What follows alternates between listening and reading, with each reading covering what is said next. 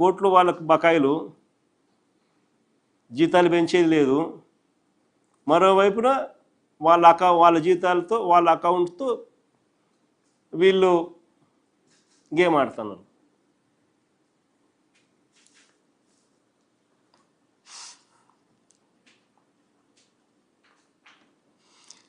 Capital expenditure, మూలధన వ్యయం కూడా బడ్జెట్ డాక్యుమెంట్స్లో ఎప్పుడైనా కూడా బడ్జెట్ గురించి ఎప్పుడైనా మాట్లాడాల్సి వచ్చినప్పుడు, ఒక రాష్ట్రం పురోగతి గురించి ఎప్పుడైనా కూడా చర్చనీయాంశంగా మారినప్పుడు క్యాపిటల్ ఎక్స్పెండిచర్ అనేది చాలా ఇంపార్టెంట్ ఐటమ్ అవుతుంది.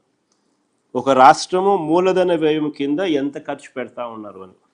మూలధన వ్యయం కింద 2025-26లో ఒకసారి గమనిస్తే బడ్జెట్ ఎక్స్పెండిచర్ బడ్జెట్లో చూపించింది 40,635 కోట్లు ఖర్చు చేస్తామని చూపించారు. మళ్ళీ రివైజ్డ్ ఎస్టిమేట్లో ఏమో 33,134 కోట్లు 12 నెలల పీరియడ్లో తగ్గించినారు. 10 నెలల కాలానికి వీళ్ళు ఖర్చు పెట్టింది ఎంత అంటే కేవలం 21,675 కోట్లు మాత్రమే.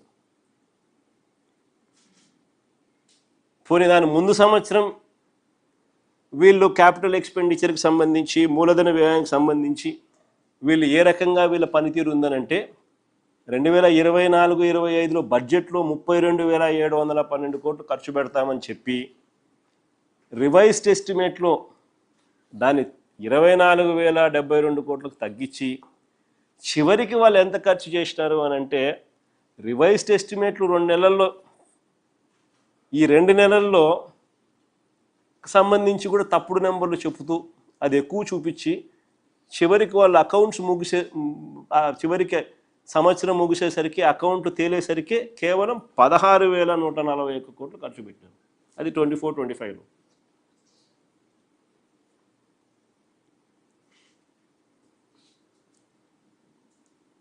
అంటే రివైజ్డ్ ఎస్టిమేట్స్తో కూడా ఆడుకుంటున్నారు.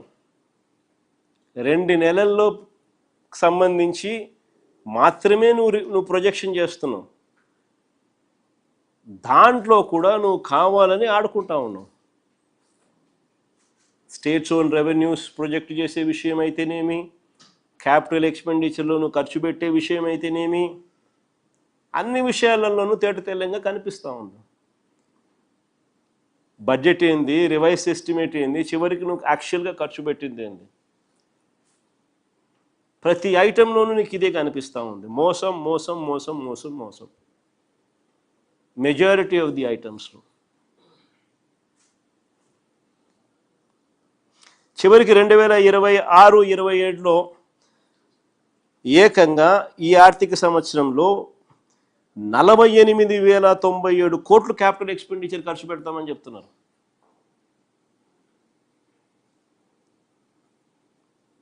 $48,097 కోట్లు ఖర్చు పెడతామని చెప్తున్నారు.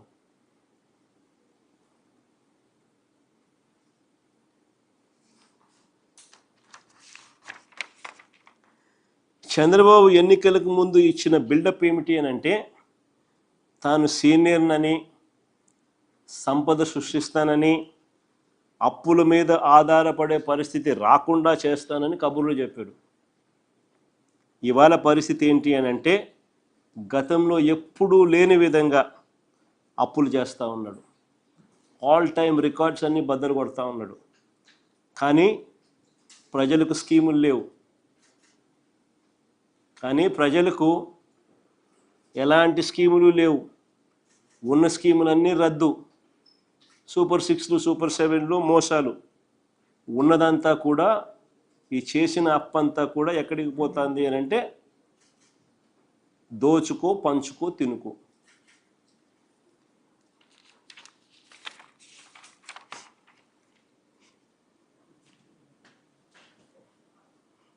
నిజంగా మేనిఫెస్టో అన్నది ఏ పార్టీ అయినా ఎన్నికల ముందు ఒక మేనిఫెస్టో అనేది ఇస్తారు.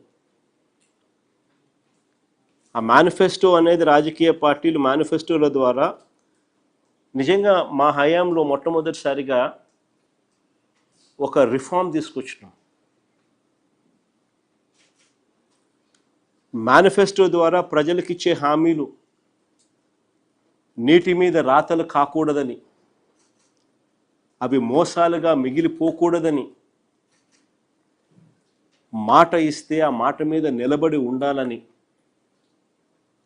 నిజంగా కోవిడ్ లాంటి మహా సంక్షోభం ఉన్నప్పటికీ కూడా మా ప్రభుత్వంలో మనస వాచ కర్మన మేనిఫెస్టో అన్నది అమలు చేసి ఒక పవిత్రతను తీసుకొచ్చినాం. మేనిఫెస్టోకి నిజంగా ఒక పవిత్రతను తీసుకొచ్చినాం.